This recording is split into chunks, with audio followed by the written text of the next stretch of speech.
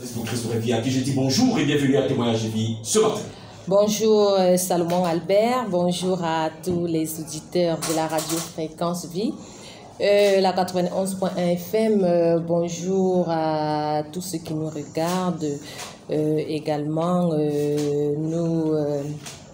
nous sommes une fois de plus contents d'être là pour parler de Jésus-Christ de Nazareth selon la forme qu'aura pris le serviteur de Dieu, le pasteur Norbert, puisque les hommes et les femmes doivent être éclairés sur un certain nombre de choses. Donc, dans cette partie analyse et commentaires, nous n'allons pas entrer dans le vif du sujet sans toutefois dire aux hommes, aux femmes, les faire comprendre, bien sûr, la nécessité d'être un enfant de Dieu, la nécessité de naître de nouveau, la nécessité même de persévérer, bien sûr, aux enseignements, parce que l'apôtre Paul le dit si bien, il faut que Christ soit formé en vous. Et quand on parle de former, ça veut dire que c'est tout un processus. C'est pendant qu'on persévère, c'est pendant qu'on est délivré d'un certain nombre de choses qu'on arrive véritablement à prendre la forme de Jésus-Christ de Nazareth.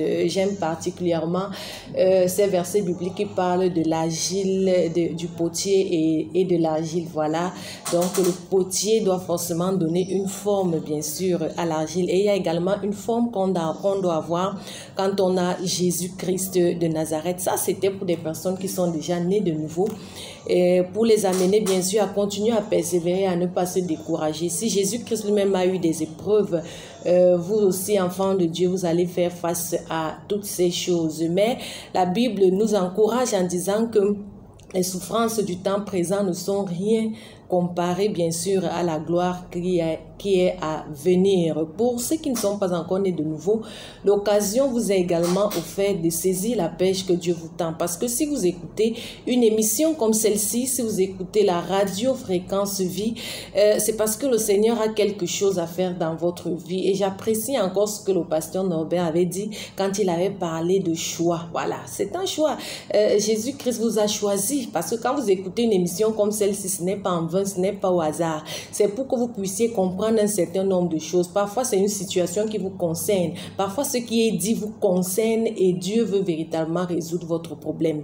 Et il est donc bon d'être d'abord né de nouveau parce qu'il faudrait que le péché d'Adam et Ève soit ôté de votre vie pour que vous puissiez maintenant entrer et commencer à vivre une nouveauté de vie. C'est donc important de toujours être dans le camp de Dieu parce que étant dans le camp de Dieu, non seulement on a les promesses dans le siècle présent, mais on a également des promesses dans le siècle à venir. Donc aujourd'hui encore, ensemble avec les auditeurs que nous aimons dans la vérité, et je crois que nous allons passer un agréable moment et que nous serons richement bénis. Et à chaque fois, nous vous remercions de nous prêter vos délicates oreilles. De l'autre côté de la baie vitrée, nous bénéficions donc de la présence de M. Zéphirin Bonnier à la mise en onde et à la réalisation de ce programme. Coordonné et supervisé par Mme Tchala, la maman du ministère. J'espère que vous nous suivez à la maison dans des bonnes conditions. En tout cas, oui, j'en ai l'assurance maintenant, puisque j'ai le retour. Alors, je le disais que l'actualité au temps de nation du ministère et raconte international, toujours sur cette grande thématique de la bataille contre le prince de Perse qui se tient pour pouvoir empêcher que les prières de plusieurs enfants de Dieu, malheureusement, puissent trouver des réponses favorables. Et il passe donc, ce prince de Perse, par des consécrations sataniques. Après les avoir évoquées dans la maison de nos parents, les avoir évoquées au travers des rivières, l'homme de Dieu nous a amené dans son intervention hier à nous poser la question de savoir si il est possible que les années qui ont été volées, telles que l'affirme la parole de Dieu dans le livre de Joël, chapitre 2, je pense bien, verset 25, chapitre 3, pardon, verset 22, chapitre 2, verset 25, voilà, c'est ça qu'il s'agit. Si ces années peuvent donc être récupérées. D'ailleurs, Dieu nous en donne forcément la réponse dans l'affirmative que ces années peuvent être récupérées. Mais si nous sommes sûrs que ces années peuvent être récupérées, posons-nous d'abord la question de savoir si nous sommes conscients que ces années ont été volées. Pourquoi d'ailleurs ces années ont été volées? Comment est-ce qu'ils ont été volés? Comment peut-on les récupérer? Et qui d'ailleurs peut les récupérer? Voilà tracé le fil conducteur de nos interventions dans le cadre de ce programme. Parce que malheureusement, il arrive de le constater que plusieurs personnes connaissent et vivent le retard dans leur vie parce que les années de bénédiction ont souvent été volées par l'ennemi.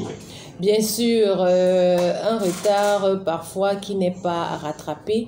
Je me rappelle encore la prédication d'un homme de Dieu qui disait que les cimetières sont remplis de beaucoup de richesses parce que il faut le dire, hein, et c'est la vérité. Dans le livre de Jérémie, Dieu dit que avant que tu ne sois formé, il t'avait consacré, t'avait établi. Donc pour dire que avant que tu ne viennes sur la terre, forcément, Dieu t'avait donné une étoile. Dieu avait eu une feuille de route, si je peux le dire ainsi. Il avait bien sûr prévu certaines choses que tu dois faire. Il t'avait aussi donné une mission à accomplir. Et quand on parle de mission, il y a forcément les frais de mission, parce que dans le monde, quand quelqu'un va en mission, il y a les frais de mission. Il y a forcément tout pour qu'il soit à l'aise pour mener à bien, bien sûr, cette mission. Donc, et plusieurs personnes dont malheureusement n'arrivent pas à accomplir leur mission, passent directement à côté de leur mission et se posent bien sûr la question de savoir pourquoi est-ce que ma vie est comme ci, comme ça, pourquoi c'est Caïn, pourquoi ma vie est en dents de scie, pourquoi ma vie est dure comme la pierre, pourquoi est-ce que ma vie ne donne pas, qu'est-ce qui se passe réellement. Parfois, elles arrivent même à quitter la terre sans pouvoir faire quelque chose de véritablement concret. Donc, quand se pose la question, disent en eux-mêmes qu'ils sont venus accompagner les autres sur la terre en voyant que eux, ils arrivent bien sûr à accomplir un certain nombre de choses. Et l'homme de Dieu, donc, toujours dans ce temps de jeûne et de prière, on a parlé de 21 jours de jeûne et de prière, où la bataille contre le chef du royaume des Perses doit vraiment être efficace et nous devons remporter la victoire. En relation bien sûr avec l'activité contre les consécrations sataniques, a donc utilisé ce verset biblique de Joël chapitre 2 à partir du verset 25 qui dit « Je vous remplacerai les années qu'ont dévoré la sauterelle, le gélec, le asile et le gazan. » Et la question de savoir est-ce que ces années peuvent être remplacées, nous disons par l'affirmative, parce que Dieu lui-même dit qu'il peut remplacer bien sûr ces années. Bon, maintenant il faut se poser la question de savoir comment est-ce que elles ont été volées. Et l'homme de Dieu explique donc que cela se passe tout autour de ce qu'on appelle la consécration, les consécrations sataniques, la puissance de la maison de ton père. À quel esprit tes parents avaient-ils été consacrés? À quel esprit toi-même avais-tu été consacré? Nous avons de long en large, au cours des analyses et commentaires toujours de l'émission Témoignages et Vie, parler de toutes ces choses, de consécration. Mais nous allons faire donc un bref rappel pour faire comprendre aux hommes et aux femmes un certain nombre de choses qui concernent bien sûr les consécrations. Et l'homme de Dieu avait dès l'entame utilisé le verset de 1 Samuel, là où on a parlé de l'enfant du prophète Samuel qui avait été consacré à Dieu. Et sachant que Satan fait toujours les choses que Dieu fait, il copie. Lui aussi, il a la capacité, bien sûr, de consacrer les personnes également à Satan. Et quand on regarde la lignée familiale, surtout ici en Afrique, peut-être aussi ailleurs dans d'autres pays, voyez-vous, vous constatez bien sûr que les parents n'ont pas toujours été enfants de Dieu. Les ancêtres n'ont pas toujours été enfants de Dieu. Ce n'est d'ailleurs un secret pour personne. Ici, quand vous parcourez les rues, on vous parle de la Bible des Blancs, on vous parle de Jésus-Christ des Blancs, on parle de nous avons nos coutumes, nous avons nos traditions, nous avons nos choses que nous faisons ici. Et quand vous regardez aux choses que les gens sont en train de faire ici, les choses dont on parle, coutumes, traditions, vous allez constater que c'est verser l'huile sur les crânes, vous allez constater que ce sont des pratiques de Mbombok, vous allez constater que ce sont des pratiques de Ngondo, il faut entrer dans l'eau, il faut faire ci, il faut faire ça. Vous allez constater que ce sont des pratiques dans lesquelles on n'appelle pas Jésus-Christ de Nazareth. Les pratiques dans lesquelles on ne glorifie pas le nom de Dieu. Par conséquent, si le nom de Dieu n'est pas glorifié, vous entendez par exemple tel esprit, tel autre esprit, il faut appeler l'esprit des eaux, il faut appeler l'esprit de Mami Wata, il faut appeler l'esprit qui travaille sur les crânes, l'esprit qui travaille dans la maison sacrée des crânes, ainsi de suite. On ne vous parle pas du Saint-Esprit, donc c'est forcément les choses qui concernent concerne le royaume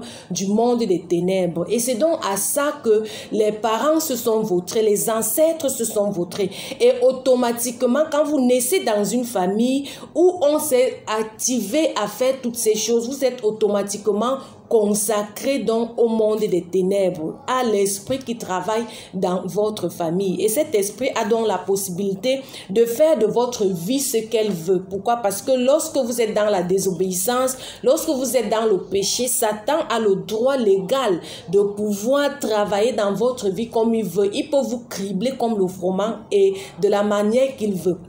Et donc, c'est de cette manière donc que plusieurs choses ont été volées dans la vie des hommes et des femmes. Et ce, pendant des années, à cause des consécrations. Et je vais ouvrir également une parenthèse parce que l'homme de Dieu s'est également attardé sur cela pendant un certain jour. Voilà, quand il a parlé par exemple du choix. Parce que vous êtes déjà issu d'une maison où l'esprit de consécration, la puissance de la maison de ton père est en train d'agir. Et maintenant, Dieu vous choisit forcément pour que vous soyez son enfant, pour que vous apportez la lumière. Vous serez donc attaqué par l'esprit de consécration qui a donné des lois et des ordonnances dans la famille. Loi selon laquelle, par exemple, je vais citer quelques lois qui peuvent être faites. Par exemple, les gens ne vont pas atteindre. Tout le monde qui aura un baccalauréat ne pourra pas entrer à l'école supérieure, par exemple, ou alors les gens ne pourront pas atteindre un certain niveau d'études, ou alors les gens ne pourront véritablement pas trouver un travail décent. Chacun sera toujours en train de se débrouiller dans cette famille, ou alors ici, là, les gens ne pourront pas contracter un mariage durable, donc il va se marier quand même, mais il va toujours divorcer. Vous allez voir dans une famille où les gens se marient, mais ils sont toujours en train de divorcer. Vous n'entendez pas que quelqu'un a terminé sa vie véritablement avec son mari, ou alors dans cette famille vous allez toujours perdre vos maris ou perdre vos femmes très tôt, peut-être avant 10 ans de mariage, ainsi de suite. Donc des lois qui peuvent être ainsi édictées pour que les hommes et les femmes puissent continuer à subir. Vous êtes peut-être donc né dans une telle famille, et quand Dieu vous choisit donc, parce que c'est vous qui allez relever la famille, l'esprit de consécration commence donc à vous attaquer par rapport à toutes ces lois. Bon, vous êtes donc l'autre côté de la chose, c'est que vous n'êtes même pas encore enfant de Dieu,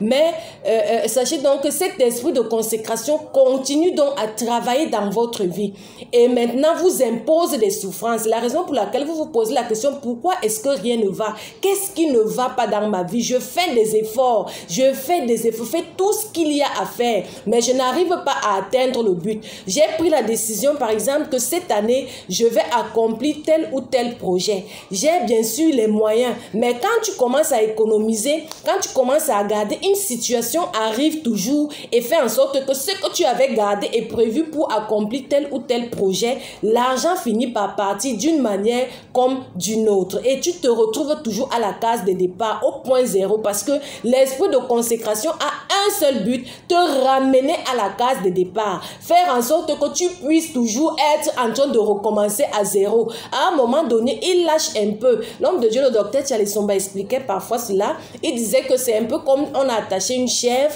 avec une corde. À un moment, on lâche un peu la corde, on permet à la chèvre d'aller un peu plus loin, d'aller manger un peu les herbes à un niveau. Après, on la ramène à la case de départ. Et ta vie est donc en train de se passer comme ça, parce qu'il y a l'esprit de consécration qui travaille. C'est une façon de te dire, si tu n'avais pas encore accepté le Seigneur, c'est l'occasion, bien sûr, de chercher Jésus-Christ de Nazareth, parce qu'il faut que cette affaire stoppe dans ta vie. Dans le monde de Jésus-Christ, dans le côté de Jésus-Christ, on ne parle pas des esprits, on parle plutôt de l'esprit de Dieu. Donc, il est important donc pour un homme, pour une femme, de comprendre ces choses. Et quand l'homme de Dieu parle donc de remplacer, effectivement, Dieu va remplacer les années qui t'avaient été volées, parce qu'il est possible que tes années soient volées par rapport donc à l'esprit de consécration. Si Dieu t'avait établi, si Dieu avait décidé que tu devais faire ci, si Dieu t'avait donné une mission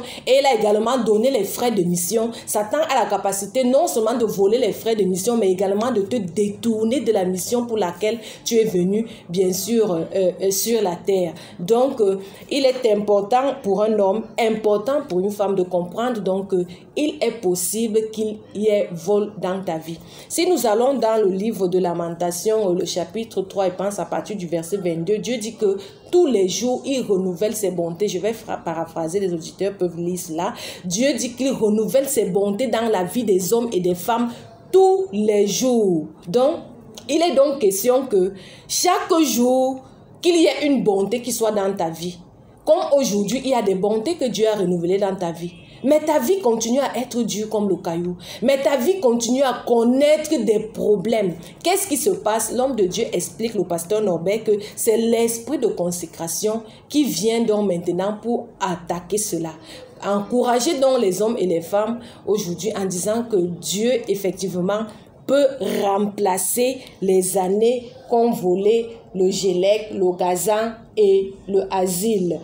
En quoi faisant? Bien sûr, en te restituant ce que tu vas faire. Et cela se passe au Temple des Nations. Parce qu'il y aura des prières ciblées, des prières fortes, des prières propres à te faire reprendre. Parce que l'homme de Dieu, inspiré par le Saint-Esprit, va bien sûr te canaliser, te dire ce qu'il faille faire. Donc, il est important que tu sois là aujourd'hui.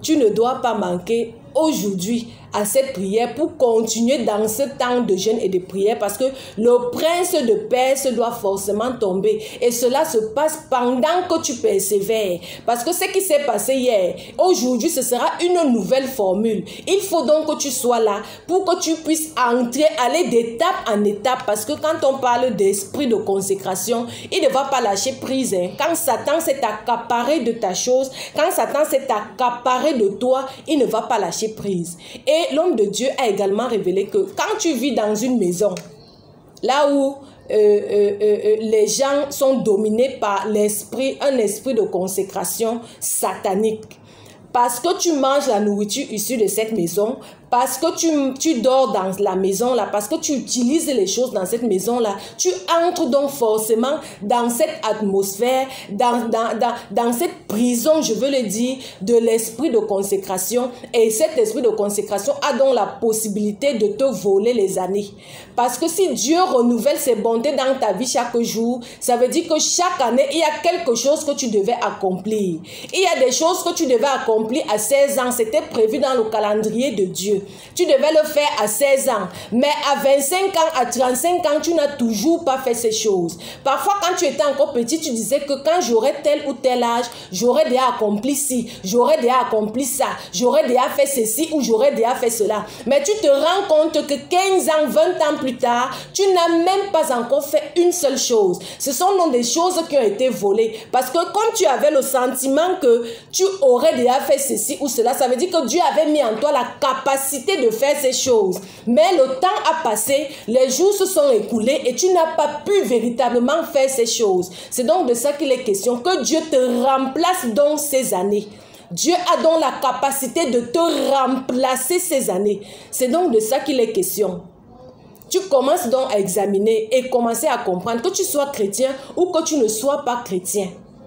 Toi-même, il y a des choses que tu as dit quand j'aurai 10 ans, quand j'aurai 20 ans, quand j'aurai 30 ans, quand j'aurai 40 ans, quand j'aurai 50 ans, j'aurai déjà bâti ma maison, j'aurai déjà fait ceci, j'aurai déjà fait cela, j'aurai déjà... Mais tu es en train d'approcher. Ou que quand je vais travailler, avant que je ne finisse mes 30 ans de service, j'aurai déjà accompli ceci, j'aurai déjà préparé mes vieux jours. Mais tu te rends compte que tu es déjà à quelques mois de la retraite, mais tu n'as toujours rien fait. Mais dans le calendrier de Dieu, c'était prévu que tu devais faire ci, tu devais faire ça à tel ou tel moment. Parce qu'il y a des choses qui ont leur temps. Même la nature elle-même nous enseigne. Il y a des choses qui ont bien sûr leur temps. Mais gloire soit rendue à Dieu, qu'il a la capacité de te remplacer donc tout ce temps qui avait été perdu, tout ce temps qui était passé. Dieu a la capacité de te remplacer cela. C'est de ça qu'il est question. Mais il ne peut pas te remplacer cela pendant que tu restes à la maison et que tu dis seulement que Dieu remplace. Parce que ce qui se passe véritablement à l'église, c'est tout autre chose. Parce que quand les saints sont réunis, l'Esprit de Dieu commence à travailler et maintenant, l'homme de Dieu, sous l'inspiration du Saint-Esprit, vous donne également des prières ciblées et également fait des prières. Bien sûr, il y a certaines qui passent ici à la radio, mais ce n'est pas la même chose. Tu n'es pas dans cette atmosphère. Tu n'es pas dans cette atmosphère parce que c'est d'abord une atmosphère. C'est donc de ça qu'il est question. Que les années soient remplacées. Il n'y a pas quelqu'un là. S'il y a quelqu'un qui est en train de nous écouter ou de nous regarder là maintenant, qui va dire que lui, sa vie est vraiment tout rose, exactement comme il avait prévu, qu'il lève le doigt. Il n'y a pas quelqu'un. Il n'y a pas quelqu'un qui va dire là que moi, tout va correctement bien. Il n'y a pas, j'avais prévu faire ceci tant et puis j'ai réussi à faire cela. J'avais prévu faire comme ça et puis j'ai réussi à faire ce que je m'étais dit, ce que j'avais projeté. J'ai réussi à faire ça exactement comme j'avais projeté.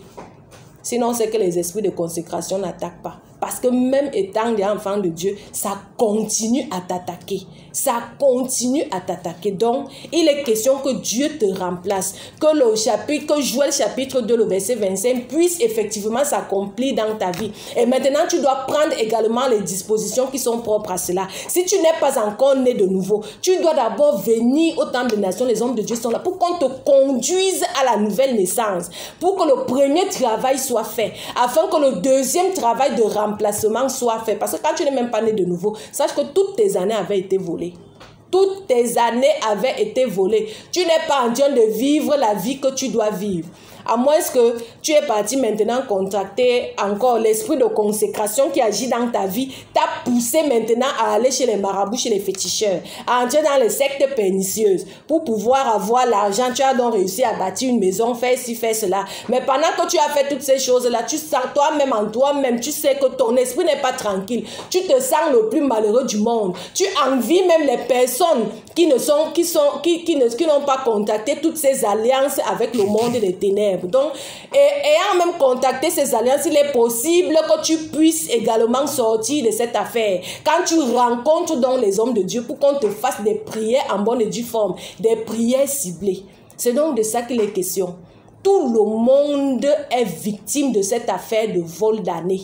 Tout le monde. Donc, aujourd'hui, tu ne peux pas dire que tu vas rester à la maison. Aujourd'hui, tu dois forcément te déplacer pour venir au temple des nations et entrer dans cette atmosphère et faire également toutes ces prières et faire également tout le service qu'il y a à faire pour que tes années soient remplacées. Nous sommes encore dans le champ de bataille et il faut que le chef du royaume des Perses puisse également tomber dans ta vie. Et dans ce champ de bataille, si tu ne fais pas bien, tu vas encaisser des coups. Et quand tu encaisses des coups, si tu n'as pas la force, si tu te décourages, mon frère, monsieur, madame, tu peux te retrouver en enfer à la fin. Pourquoi? Parce que tu te seras découragé, tu auras commencé à blasphémer, tu auras commencé à régner Jésus-Christ, tu auras commencé à dire que Dieu ne peut rien. Donc, il est hors de question que tu te décourages. C'est un message d'encouragement que l'homme de Dieu, le pasteur Norbert, est en train de donner aux hommes et aux femmes. Tu dois continuer à t'élever. Tu dois continuer la bataille. Parce que le chef du royaume des Perses, là,